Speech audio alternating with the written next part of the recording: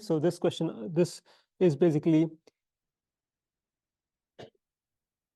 compute v as a function of t and omega as a function of 3, and these are basically controls.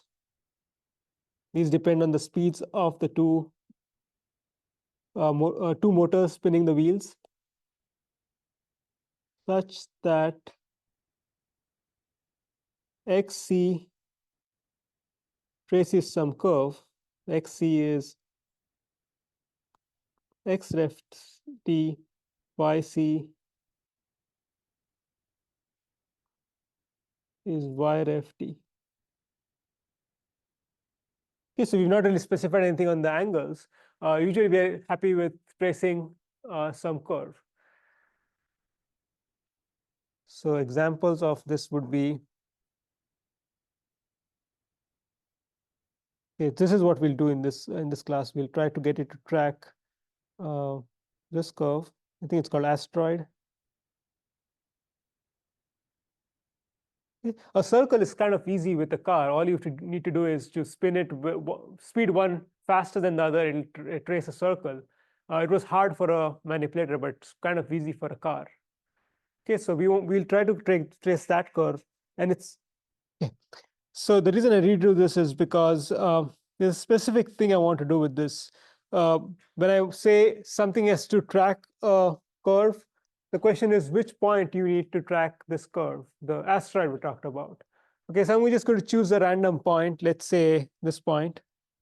It's called that P.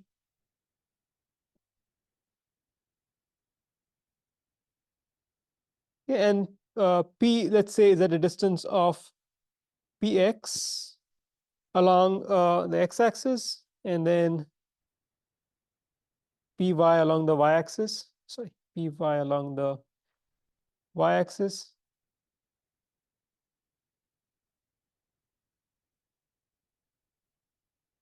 So clearly let's move this out of the way. Clearly the position of P is xp0, yp0. And then the same point P here, its position is xp in frame 1,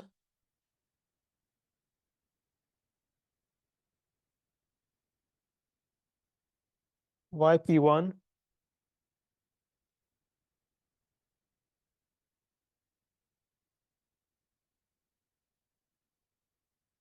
Okay, so let's say that you have maybe a pen or a marker attached to the car at point P. And when the car moves, the marker will track that point. And we want to make this beautiful shape, the asteroid, tracked by the point P. Okay, so here the goal is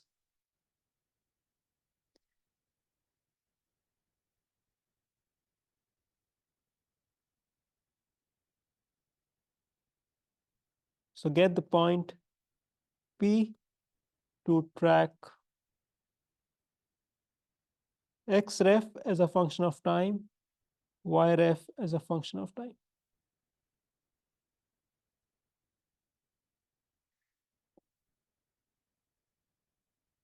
Okay, now we're going to use some things which we've done in the past. We have written an equation for C0. It is, let me just do it on a new page. So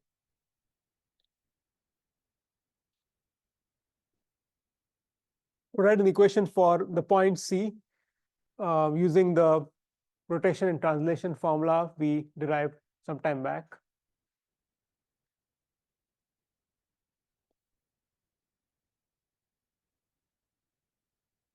So C0 is R10 C1 plus T10, and point P0 is R10 P1 plus T10.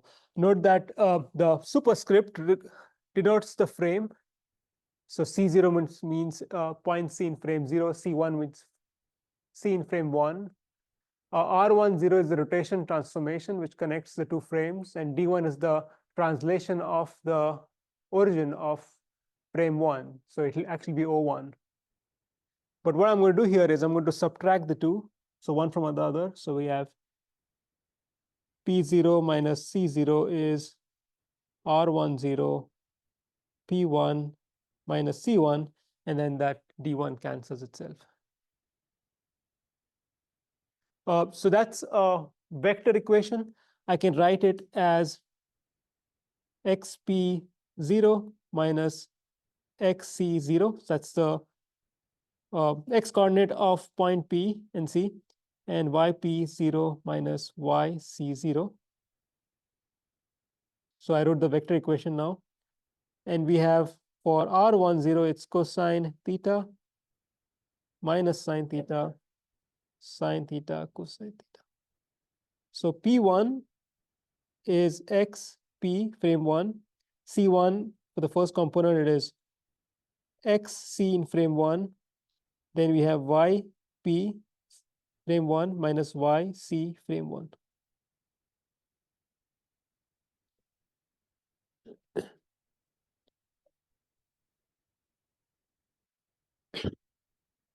Now there's something we can do with xp1, xc1, and so on. If you take a look at this figure, this is xp1, yp1, this is xc1, yc1. The point P is fixed on the chassis. So this distance is still py, right? Same as here. And this distance is still px. So you can see that px is the difference between the x coordinate of P1 and x coordinate of C1. So that will be px, and then yp1 minus yc1 will be py. So I can write this as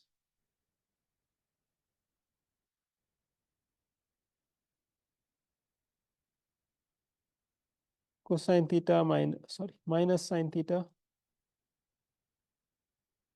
sine theta cosine theta, px, py, and then the left hand side remains as is.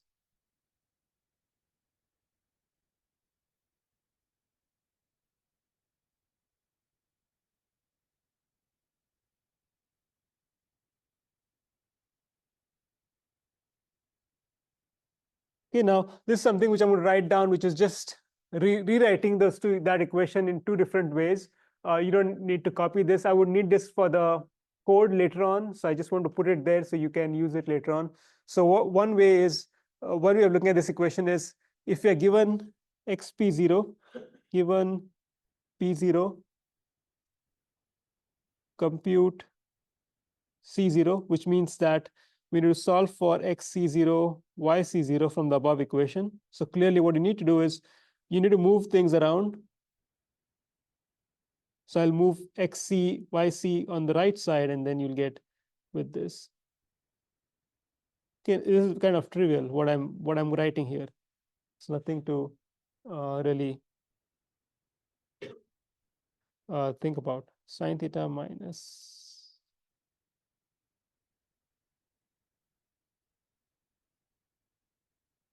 And then the other thing I would need for my code would be the other way, which is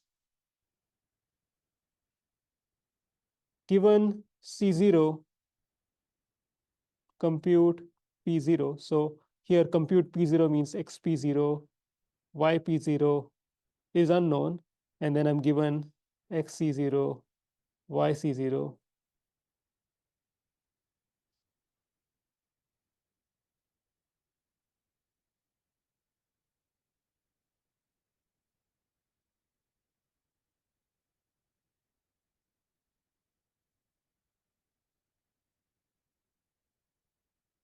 Okay, the only reason I'm writing is this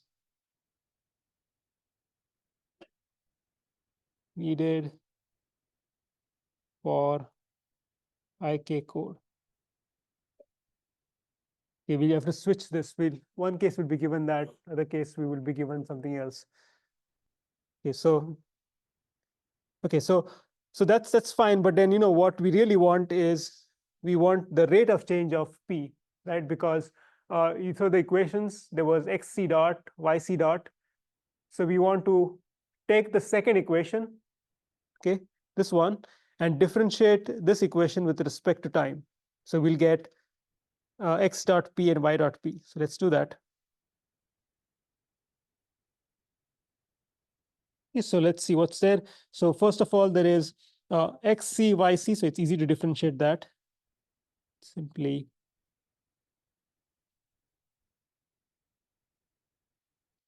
next we have this whole thing. Now note that px, py is the length, is the distance between points p and c. That doesn't change, that's constant. So we only need to differentiate the thing inside the 2 by 2 matrix. So when you're differentiating a matrix with respect to time, you take individual components and differentiate each of them with respect to time. Other way of seeing that is you can actually expand that out. You can write it as two equations, right? By multiplying the matrix with the vector, that is cosine sine with px py, and then writing and differentiating that, you'll get the same result. So I'm going to differentiate this thing and keep this constant because it doesn't change. So we have the first term was cosine theta. The derivative of cosine theta is minus sine theta. And then the chain rule gives me theta dot. And then there was minus sine theta here. So it'll be cosine theta, theta dot. Then there was sine theta here. So cosine theta, theta dot. And then lastly, there was cosine theta, row to column 2. Derivative of cosine is minus sine theta dot. Px, py remains unchanged.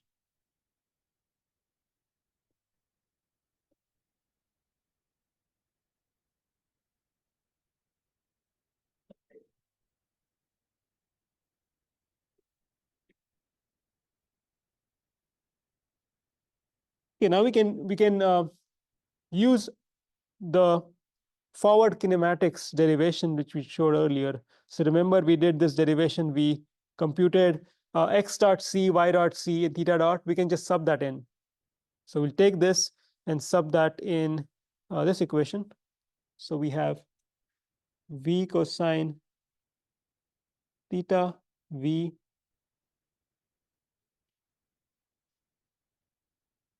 sine theta plus. Okay, and then we also had theta dot is omega, so we can just put theta dot as omega. So I'm going to do two things in one shot. I'm going to write down, I'm going to take this matrix, multiply with the vector, and also write theta dot equals omega. So two steps in one, so it'll save me some time. So we have minus sine theta, theta dot dx. So that's this times this. And then minus cosine theta. So let me just write it as, let me write it as omega. And then cosine theta, theta dot is omega, py. And then cosine theta, theta dot is omega. And then I need to multiply with px. And then minus sine theta, theta dot is omega, and py. Okay,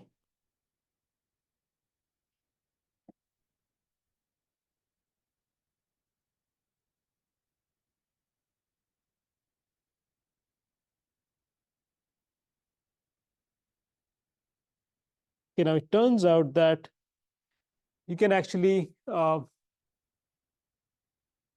simplify this a lot more. You can pull out v and omega.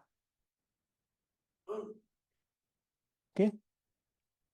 Okay, and so what you need to do is basically you need to see how you can find a matrix which, when multiplied with v omega, gives you what is written down on top. It turns out that thing on top is, so that the matrix is going to be cosine theta, and we can check this later on. So cosine theta, and then there'll be minus px sine theta minus py cosine theta. Note that this is the row 1, column 2, and then we have sine theta, and then we have px cosine theta minus py sine theta. So it is a 2 cross 2 matrix. The good thing about the way it's written here is we see that there's only controls here. right? V and omega is something which you control by controlling the speeds of the motor. This is the point which we need to track reference. And then this thing is only a function of px, py, and theta. So assuming that you know those things, or you can measure theta, you can do this. So this is the equation. Now to do ik, okay,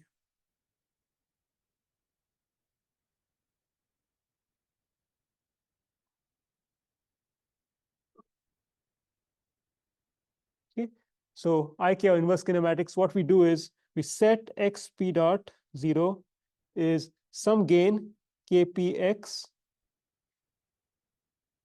x ref minus xp0 and y dot p0 kpy yref minus yp0. Okay, why does this work? Well, there's something which we'll get into a little bit later. It's known as feedback control. You might have taken a class, the controls class, where you did feedback control.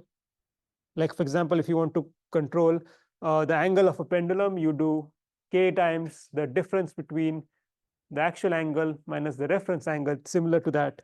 This is the proportional gain, and this is the error, right? You want x ref to be xp. So you say, and so if your controller works fine, then that difference will be equal to 0.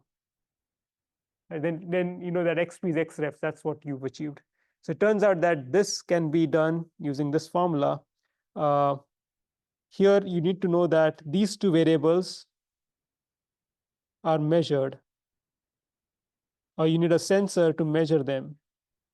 So you need to know where the point P is. How do you do that? Well, one way to do that is if you have a GPS, you could do it, but GPS is not very accurate. In indoor settings, it turns out that you could put special cameras which can track a point. Otherwise, you'll have to figure out a way to use the encoders on the differential drive car to figure out where the car is. So if you know where the car is, the point C, then you know where the point P is because it's a fixed distance from C. So let's assume that you know that in the world of simulation, we know everything. Okay. So what we do is we take these and then put them in this equation.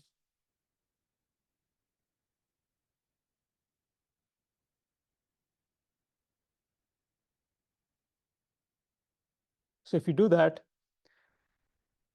this is what you get. So I'm putting these two in the first equation, which I wrote down. Well, you get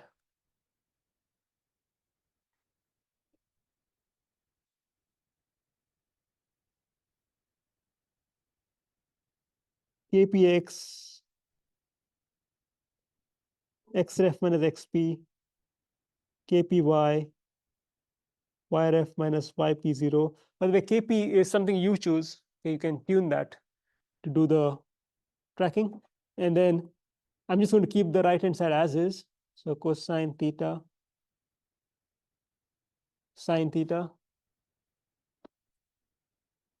px sine theta minus py cosine theta,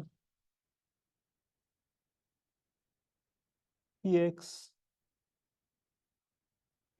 cosine theta minus py sine theta, and then p and omega. Okay, so this thing here, let's call that B. Okay, it's just something which you know completely because xref is known, yref is known.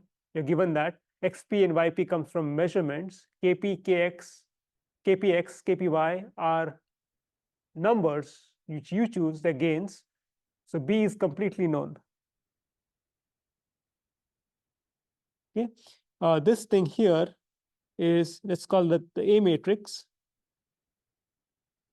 Okay, let's say that you do have a measurement of theta. So you know this. And then this thing here is your unknown. Let's call it x. So we have B equals ax, or if you want to solve for x, which is v omega, simply A inverse B. Okay, now it turns out that for this particular thing, 2 by 2 matrix, you can actually analytically solve for A because it's such a simple formula. A inverse is actually cosine theta minus P by Px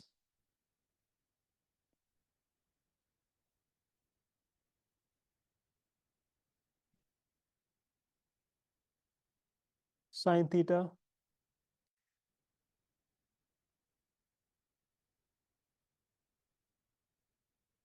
So this is A inverse. So that's the first row, first column. Then we have sine theta plus P by Px cosine theta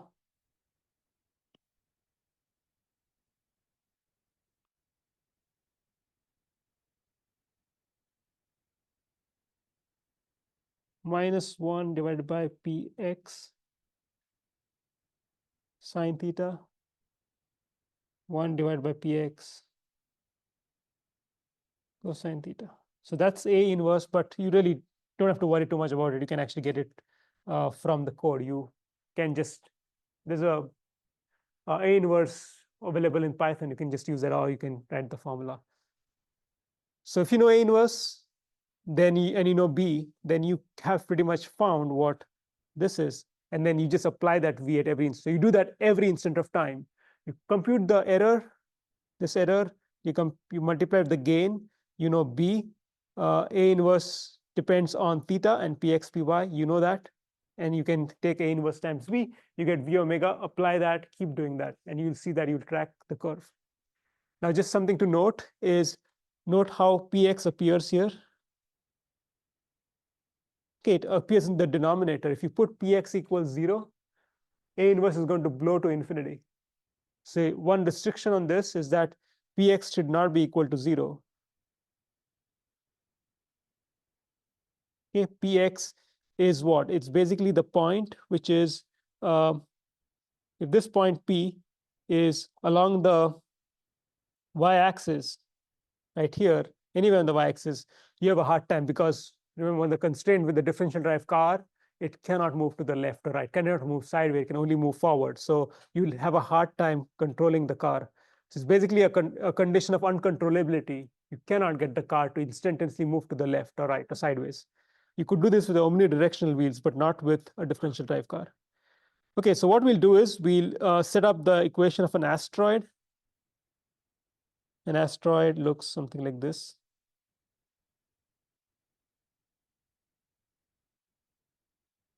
It's known as a asteroid. Its equations are something like, I think it's, see the equations. It's something like x equals x0 plus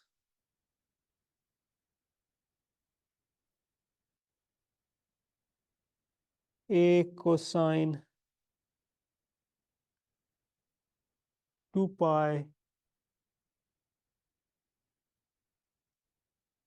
t, there's a cube there, cube, and then y equals y0 plus a sine cube 2 pi t. Okay, so this is the center of the asteroid, x0, y0, and I think the A basically controls the size of the asteroid, this number A. So it's not a circle of, so circles are easy to do with a car, but not something like this. Okay, so let me show you code which does this, and then and the homework problem will be, you'll be modifying it for a car. Okay, so this is the asteroid. Let's see how to do this in Python. Okay, let me just run this first.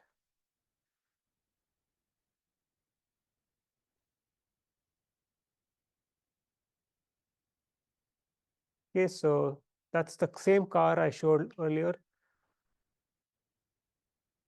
Okay, a little bit about the code. It's not, I hope it's not too long. It's okay, to about 175 lines, but a lot of it is about animation, and setting up other things. Now, there's a new thing I've done here, which I think is a very useful thing to do in Python. So you have a list of parameters. These are the position of the point P, so Px, Py. There's a gain Kp, there's a radius of the wheel, and then there's some animation thing, pause, FPS. You can actually define a class of parameters. And then this way you can put them in a function called, well, you can define a sort of an object. It's called parameters, and you can save all that. So when you pass arguments, you can just pass params. The params is basically a object of the class parameters, and then it sort of inherits everything which parameters has. So it has its own KP, R, pause, and FPS. The advantage of this is if you have 10 cars with 10 different parameters, you could define params 1, params 2, params 3, 10 params, and then each of them could have their own KP, R, and so on. Okay, so you can pass this instead of passing like 4 things, you just pass params. Also, if you have 10 cars, you can actually make there's a way in which you can just pass one argument for all 10 cars, but let's not get into that. So here's just one car, you're passing this. Remember, I wrote some formulas down, given point P, how to compute C. This function just does that. It basically gives, given point P and theta, it computes the position of point C. Okay, it's needed later on. Similarly, point C to P, if you're given the position of C, it can compute, given C, those are inputs, it computes the position of P. Okay, the same formula they wrote down. Animation routine I showed you earlier, it's basically drawing a circle. And then just to show that the rotation, I have a line between the center and one point of the circle. So that's pretty much 60 lines of the code. So we still have 120 lines left. Okay, so that's the animation part. There's Euler integration. This is a way in which you can take x dot, y dot, and find xc, yc as a function of time. So that's something we did last time. Okay, so we are 80. Okay, so here is the main block, line 88 onwards. This is the main block, which is going to invoke some of the functions. So as I said, parameter is a class. Params is a object of the class. If you had, you could actually make input arguments for different cars. Here there's only one car, so I don't have an input argument, but you could have parameters which could be defined for 10 cars. So start 0, n times 10. Centroid, I'm going to put the center at 0, 0. I'm going to make the size as 1. These are the formulas which I wrote down some time back, exactly the same ones. This is for the reference or the points on the asteroid. Okay, now is the part where I do the code. So what I did here was I initialized with some angle. I need to initialize x, y, and theta. I initialize x0, y0 to be at the edge of the asteroid. Okay, this is kind of important. If you put it at a random place, you'll have a hard time drawing it. You should start at the right place. So here I started at one of the tips of the asteroid. I also compute position of point P0, error V omega. So V omega is initialized 0. These are the controls, and I'll get them every instant of time. So what I did here was I divided into steps, so it's easy for you to understand. Number 1, number 2, number 3, number 4, number 5, I think. So first I get xc, yc, then I get xp, yp from the function I wrote earlier, get the error, multiply with the gains. I choose only one gain. You could have 2 gains. This is the B. Then I have the A inverse. And then to get U, the controls, which is going to be a 2 cross 1, I do A inverse times P. And then I pull out V and omega.